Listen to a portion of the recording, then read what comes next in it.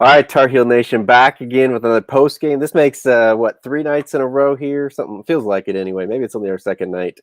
We're back here with Gil. Blake will be hopefully jumping on soon here to talk us through this win over the Hokies. Tar Heels take down Virginia Tech 81-73.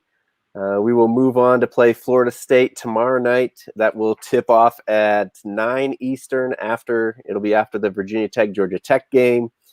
We can get into that kind of stuff. Florida State didn't play again tonight. We'll see a fresh team tomorrow for our third game in 3 days. But obviously, let's start with the win tonight. Where do you want to start here, Gil? I think this was one of the better wins for this team this season. To be kind of punched in the mouth, so to speak, in the first half with Virginia Tech coming out really scrappy, really tough, taking it to them. It was really tough for us to get the ball into the paint early on. We were getting no second chance points, hardly any offensive rebounds. For us to come out in the second half and just wear them down, to step up, I thought that was a great performance. Some great individual performances. RJ Davis, obviously, he's my player of the game, but Armando Bacot again, he's so essential for us, and he stepped it up, and they kept him quiet for the majority of the first half. So for him to come back in the second half and establish his might, that was huge for us. So those two players in particular, but it was a good game for this team to play, possession based, not a lot of fast break opportunities really in the second half, but for us to play possession by possession, good defensive possessions, and hold them to only 8 3-pointers. I thought it was a good performance by us, and obviously a good win to put us into the semifinals. Yeah, and I think it was a different game than last night. We had to kind of find a different way to win. Last night, obviously, Yeah. it was all rebounds, it was all inside, and and I think Virginia Tech was pumped up to play again. All the talk was they haven't played in 12 days. They've only played 2 games in 30 days, or whatever it was. So I think they're pumped up to be in the tournament, to play again, all that stuff. They had that energy, and I think a little bit of us came out and like, did you see what we did last night? We're going to get every rebound. We're going to, and they shut us down inside. We had to kind of find a different way to win, and so it was much more perimeter oriented for us. I think we kind of finished them off inside. When they were tired, we started to get those rebounds. We started scoring inside, but to kind of keep us into the game. Leaky Black hits a 3. Love hit one pretty early. He had another jumper in there, and then RJ kind of finishing off with 3s as well.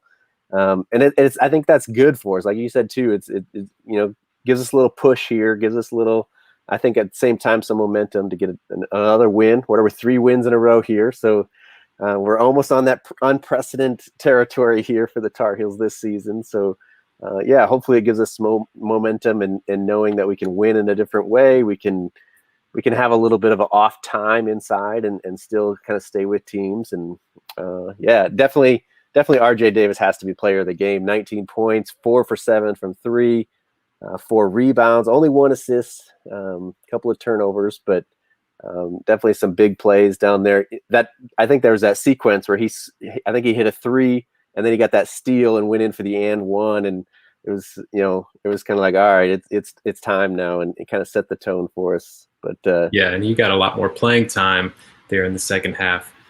I don't know what the breakdown is exactly on what his points were in the second half compared to the first, but he was crucial for us.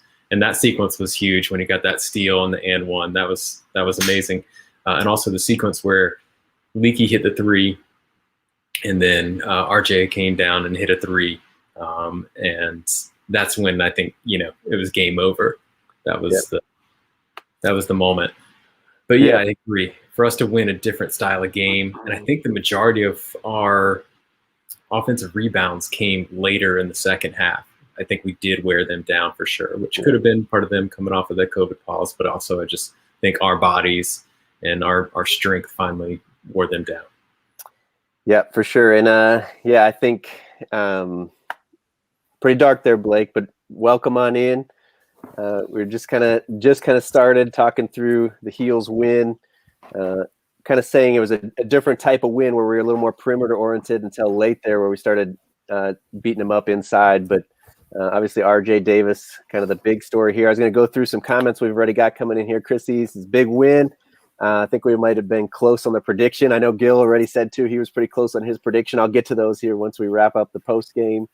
And then he asked if we're taking any victory shots. I do not have any victory shots. I don't know what you guys got hidden around off camera there, but no victory shots for me. James points out we got another Q1 win. We kind of hit on last night how if we can beat kind of the better teams on this road to hopefully an ACC championship, that it'll only help our seeding that much more. So good that it's a Q1 win. James says the Heels win times 21. Oh, maybe he just wants to say that 21 times. I know. I'm glad he didn't. I'm not going to read that 21 times. And then Grant Bowden says we're a young team maturing at the right time, especially our guards. It's good to see Armando working so hard. We have to get Garrison to step up a little like the other bigs. What are your thoughts, Blake? On Garrison? On all of it. The game. Jump on in here. I think, so we're talking about a quad one win. I think this one moves them up potentially another seed line. I think, obviously a team like Virginia Tech is a big win at this point in the season. And to have a, commanding performance like they did in the second half, it was an impressive win. The first half was unlike last night. They weren't able to get to the offensive glass. They were turning the ball over at a much more frequent rate. Things just looked sloppy. They looked discombobulated. The second half was completely different. RJ Davis was huge. The guards were again making plays, similar to last night. The Tar Heels down low absolutely dominated in the second half. Virginia Tech was worn down by the time the game was over. So I think you'll see, in terms of bracketology, I think you'll see them move up to no lower than a 9. And on some, I think you'll see them at an 8 at this point. So I think they've absolutely got a chance to play themselves out of that 8-9 line. I know some people are saying they don't care. I happen to care. I would rather them not be on that line because what I can say is that this team, when they play really well, could play with any team in the country. But like we talked about last night, that team just doesn't always come out. And even if they do, do you want to have to play Gonzaga in the second round? I don't, because I'm not like these folks that don't think that Gonzaga is as good as they are. I think they are fantastic. I think their record shows it. I think the teams that they've beaten proves it, and I don't want to play them in the second round. Yeah, and I think it was the post game of Duke. Gil, you can correct me if I'm wrong, but we were kind of talking about that as well. As this season, the top teams are so top heavy. You mentioned Gonzaga, but Baylor. Michigan, it's probably Illinois, kind of those 4 teams have separated themselves. So I think it is a big deal if we could get to that 7, get out of that 8-9 game.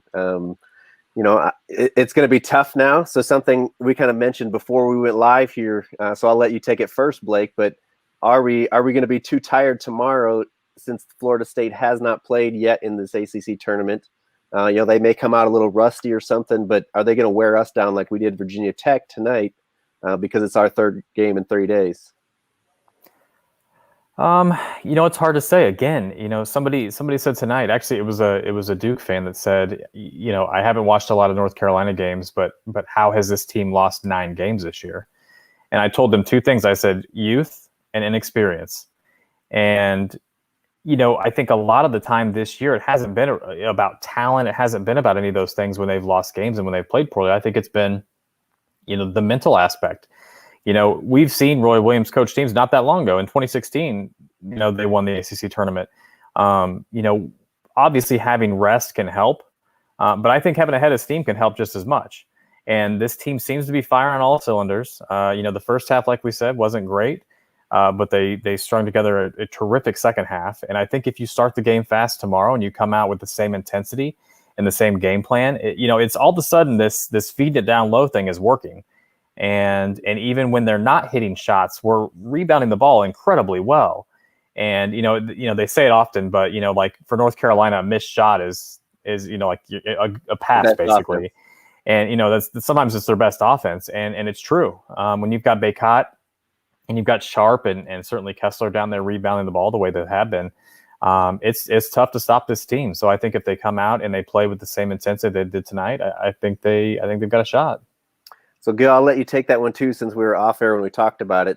You Can't Handle the Truth podcast says, the light bulb's coming on for these guards. He also says, we're only 18 to 21 years old. There's no getting tired. I think I think tonight, obviously, we did get him tired. I think it's a different reason, a whole different season with the COVID stuff. But I think there is something to getting worn down. Not that I disagree with Blake. Obviously, there's a head of steam kind of that you can build up in a tournament. I know Dean Smith was always big on you make the momentum once you get into the tournament. You can't carry momentum from the ACC tournament into the NCAA tournament or one weekend to the next weekend. You got to build it when you're there. But what do you think? Are we going to be too tired? I know we're pretty deep, but this one pushed us a little bit, I think, tonight. Yeah, fatigue when it sets in affects mentally as much as physically, and Blake was just talking about being locked in, and that's really important when this team has not performed well, when they've acquired their losses. It's been because of really a lack of mental focus. Does anybody out there think that we couldn't beat Marquette? We could beat Marquette, but we weren't locked in, we weren't prepared, we weren't focused like that. And so it could be a little mental fatigue. And then the body starts to respond similarly. You're just a little short on your shot, you're a little short on your free throws. You take your eye off your man that you're defending for just a moment. Hopefully that's not going to be the case. I'm going to circle back just a little bit to this game. I don't think that we played terribly in the first half. I think that we played well enough to still be in the game. I was confident going to halftime that we're only down 3 points. I always trust that we're going to outscore the other team in the second half. I always think Carolina's been a second half team for as long as I've been a fan, so I felt good about it. I did go into, I told Blake this beforehand, to get my lucky shirt out just to be safe for the second half. But so hopefully it's not going to be an issue tomorrow night. But the legs, it could be a little bit of a factor because Florida State does throw a lot of bodies at you. They run a lot of rotation. They're a deep team. But I think we can actually match up with them well, and playing them in a neutral site, of course, versus in their home in Tallahassee, I feel like maybe the 3 games for us and them not having played a game could be a factor. It's going to be interesting. I would think that we'd be most likely to be sharper coming out because we've been involved in this tournament, as you said, gaining momentum within the tournament. So I feel good about that, but we could see some perhaps fatigue, and hopefully it doesn't show up mentally for them, particularly in the second half. And guys, I think there's something worth noting, though, too, is that at this point in the season, a lot of times Roy Williams has cut his lineup down to 7 or 8 guys. He is still playing 10 guys, anywhere from, 5, 6, 7, 8, 10 minutes a piece on up. And I would guys like Playtech and Harris are still playing a lot of minutes. So that does help with the fatigue factor. And I would say he did shorten the rotation a little bit tonight, I noticed in the second half, particularly the style of game it was. Being so possession-based, I was looking at that minutes-wise. We had Leakey, Caleb, Davis, Armando, Garrison, and Sharp, and Walton all over 20. But you're right, Harris had 10, Kessler had 12, and Playtech had 5. And see, a lot of times by this time in the season, a guy like Playtech barely hits the floor. And the thing is, too, is that Playtech, I think, in a game this physical, doesn't really match up well. So I think that's part of the reason why he only saw the floor for 5 minutes. But, and Harris, obviously, I think he would have been on the floor more, but he was in foul trouble from the early goings.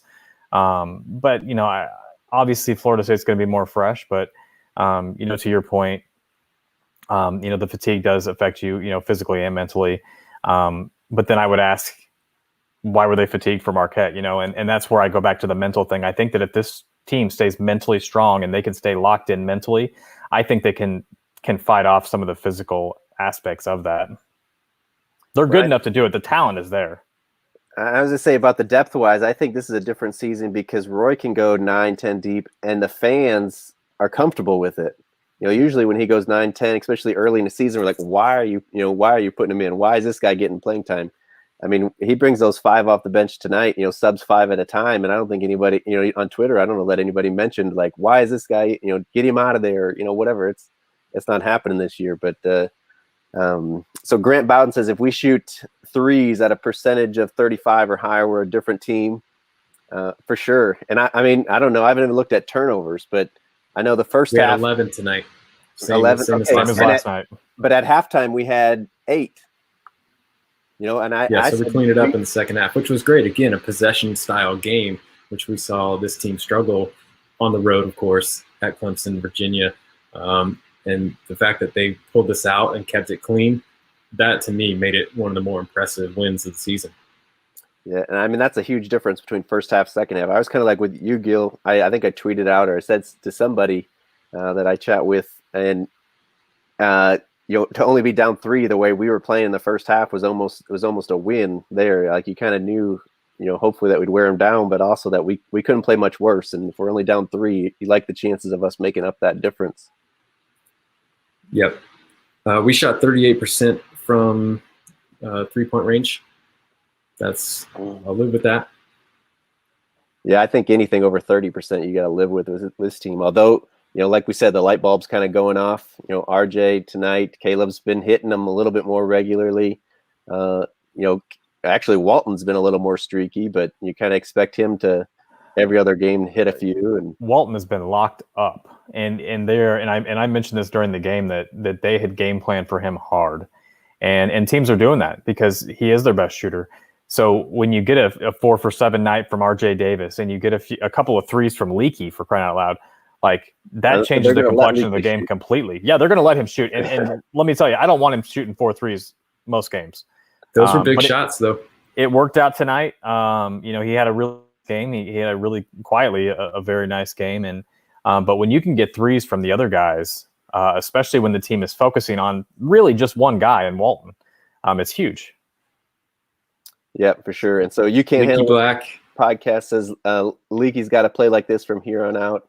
Makes them a different team if he scores 7 to 10 points. And unfortunately, I think that's kind of one of those live by the die by the. If Leaky, if we're gonna count on him shooting 4 a game, like there's gonna be one that's, if he's gonna keep throwing them up, he's gonna miss them all, and it's gonna be the end of us. But he's got to try it when they're guarding him like they were tonight, and hopefully he can knock down 1 or 2 and open it up a little bit inside. Well, that last one, they were 10, 12 feet off of him. I mean, not even daring him, like laughing at him. Yeah. To shoot a 3, and he finally did it. He kind of like double pump, triple pump, and he's finally like, okay, I'll shoot it. You love the confidence.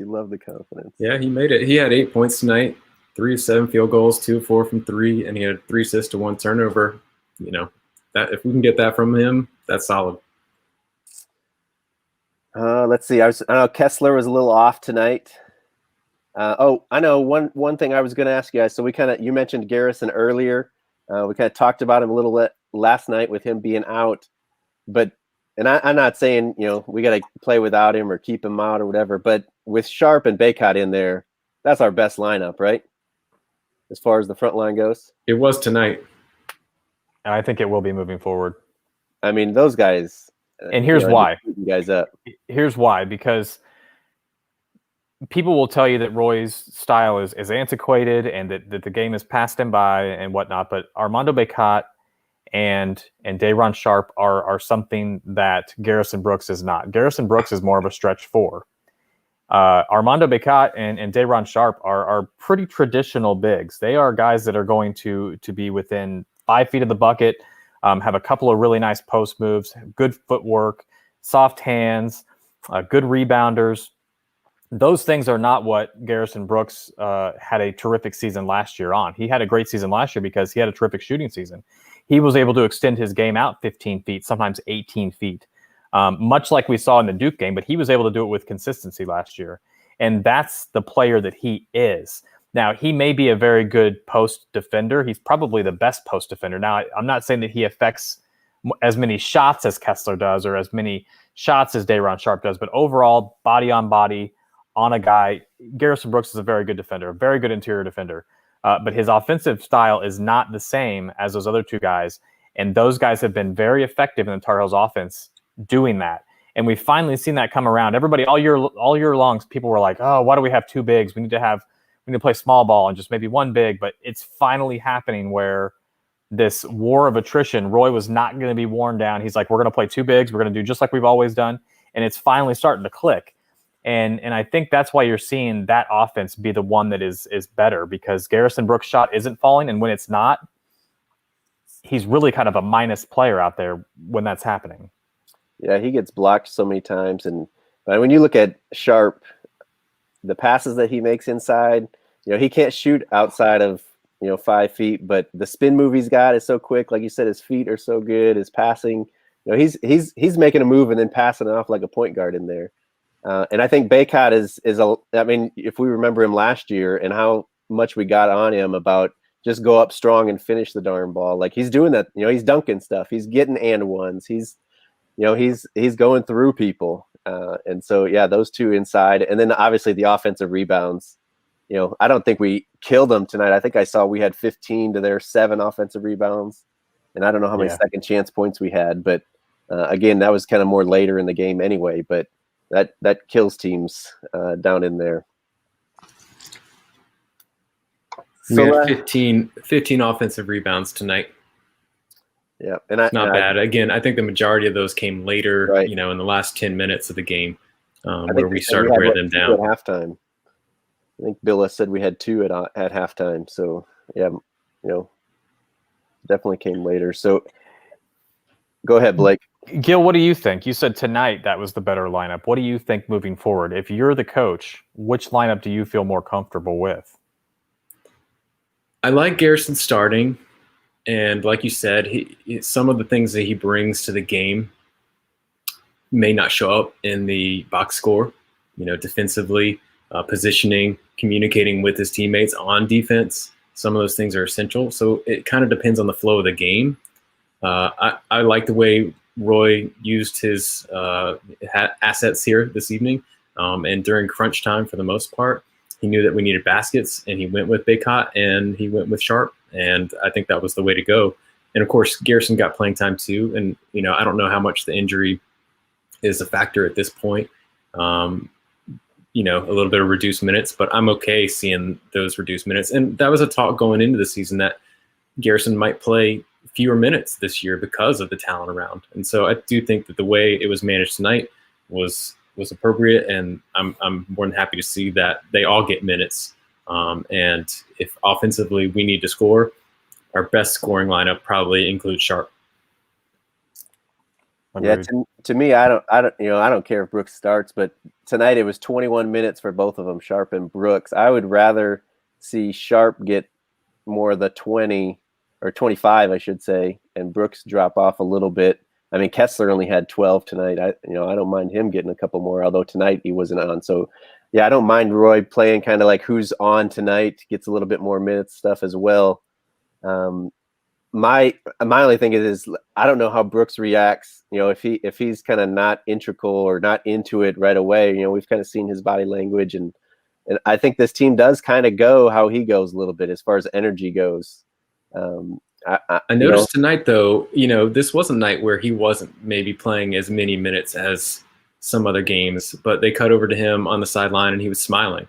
So I think he's maybe accepting this role. Like, this is the best thing for this team to win and to go deep. And that's what I want here, in my season. I hope so, because again, I say that, but Sharp can pick up fouls pretty quickly as well. So we're going to need Baycott or Brooks, at some point to come in and give us valuable minutes. I'm not saying that we kind of forget about him by any means.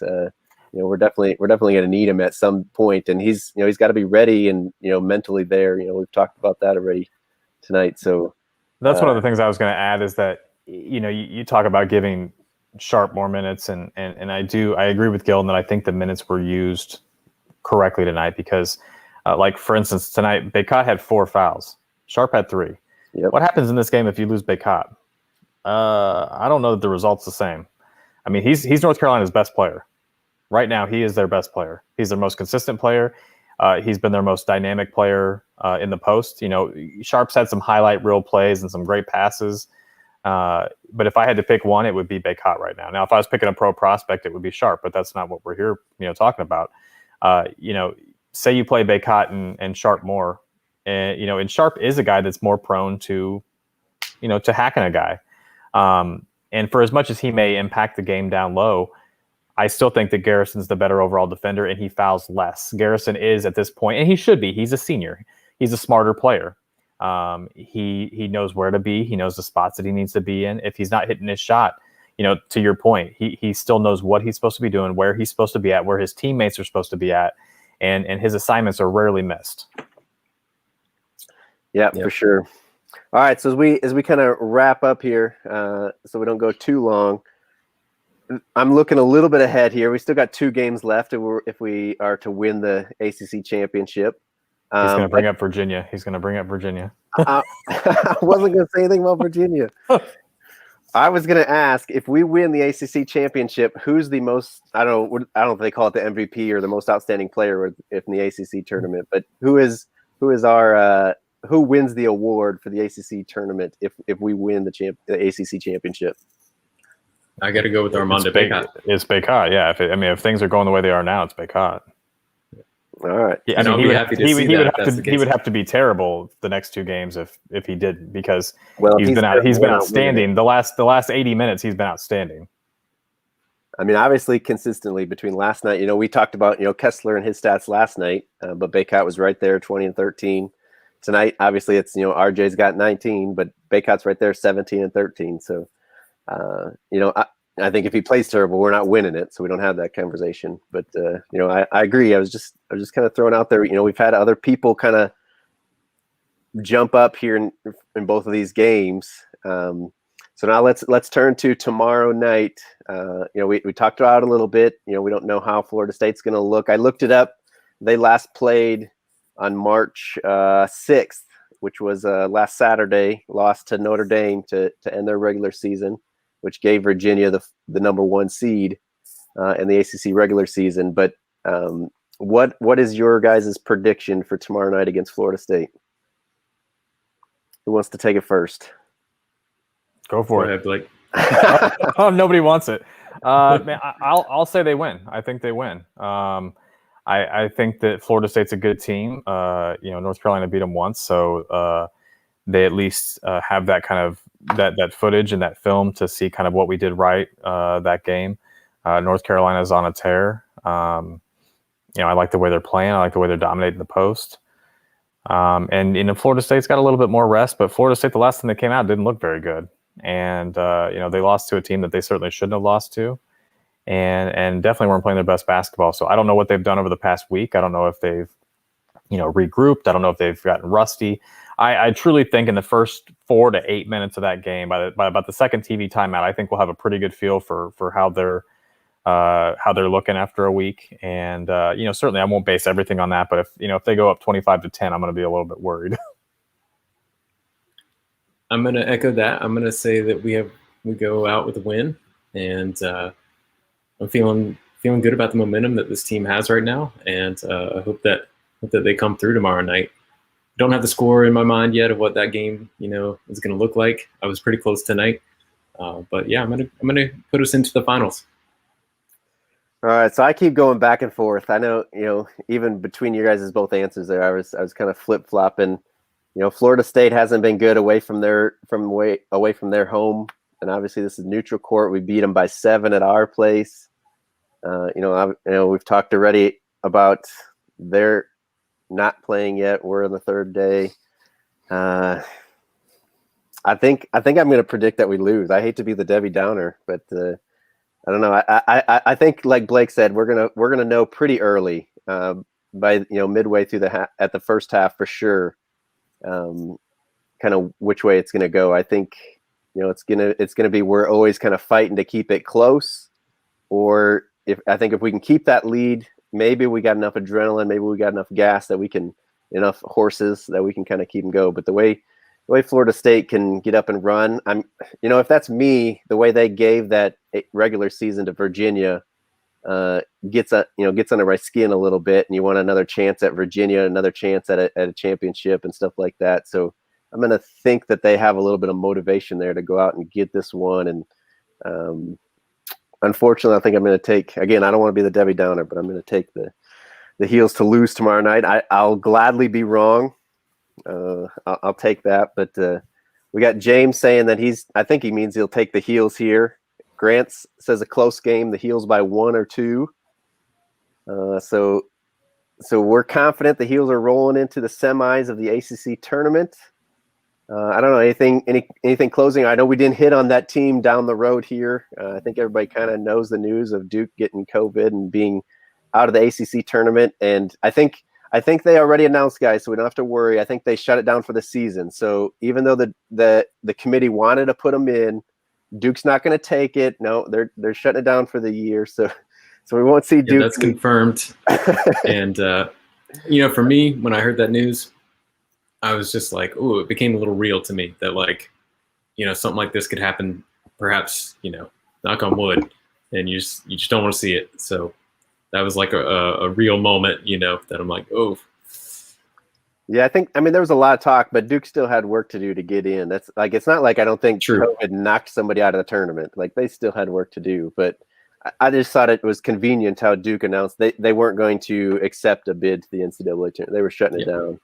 Yeah. And also, the only thing I hated was that they didn't go out with a loss. Like, I wanted badly for them to go out with a loss and it to be like, okay, you're not making the tournament. Now, forevermore, Duke fans are going to say, well, we didn't actually miss the tournament. We had COVID. I've already seen it compared to last year because North Carolina did. They lost right before everything shut down. So we can't say that we got that COVID took us out of the tournament, that we got knocked out first. So I've already seen junk like that. So I was a little bummed that their last game was a win for them.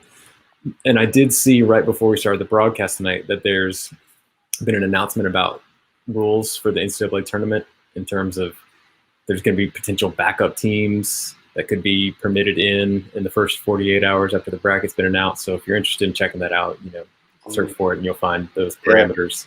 Yeah, and you only have to have 5 guys to play a game. I mean, you could have guys that are – you could start a game and the team only has 5 available players and, they get into foul trouble or something and they're going to slow that game down and play a lot of zone and, I don't know, end up with finishing the game with 4 or 3 guys on the court.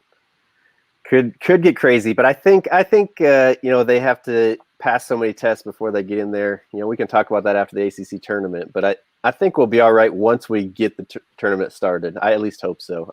It would stink to see somebody get kicked out for those kind of reasons. But all right, 9 p.m. tomorrow night. Tar Heels play 9 p.m. Eastern time. I think it still said ESPN or ESPN2, so we don't know what channel exactly yet. But following the Georgia Tech game, the Tar Heels will take on the Seminoles to try to get to the ACC championship, and hopefully we will see you guys after the game right back here. Until guys, then, what's the chance that Georgia Tech wins? Have you been watching them play lately? Like, Georgia Tech's been surprisingly decent. That Alvarado, and it said he's averaging 19 against Virginia this year. So he's been really good. Like, Georgia Tech has been. I know we're talking about a Pastner coach team here, but like, they've been pretty solid. Like, this looks like an NCAA tournament team. Oh yeah. It's weird. Virginia tends to struggle against the teams that they shouldn't. It's like they'll knock off like Duke, Louisville, North Carolina, and then they'll go and play a really tough game against like Miami. Like, I'm really interested to see how Georgia Tech comes out in this game because, we know how Virginia plays. 9 times out of 10, if you can score 75, you're going to beat them. I don't know. I'm just not certain that Virginia is the team that makes the final. And on the other hand, I would love to see North Carolina not matched up with Virginia. I would love the revenge factor, but I have too many times wanted the revenge factor against Virginia over the last 5, 6, 7 years, and every time been disappointed. Like, I'd rather go up against Georgia Tech in the final because I think if they go against Georgia Tech, I think they win. If Georgia Tech puts 75 on Virginia, I'll be impressed, and I think they will win. Oh, I'll be impressed too. I'm just saying if they're playing with house money in my mind. They're capable. I agree. Think they're capable. They're playing loose. They're playing like they're like they're just. I actually enjoy watching them this season. I haven't watched a lot of their games, but I've seen a few, and I enjoy watching them. And I would love a chance at revenge against them, to be honest. Agreed. Yeah. Virginia's favored by 4 in that one right now. So I think it's going to be an interesting game for sure. And if that would have been 2 months ago, Virginia would have been favored by like 20. But Georgia Tech is really not a bad team this year. They're actually a decent team. Yeah. Hopefully it doesn't. Yeah, they got good players. Hopefully it doesn't. And I knew early in the season that was going to be a tough matchup for us, going up against Alvarado with our young guards and DeVoe. So. Yep. All right. Before Blake interrupted my perfect outro. Sorry. All right. We'll see you guys here tomorrow night. Until then, go Heels. Go Heels.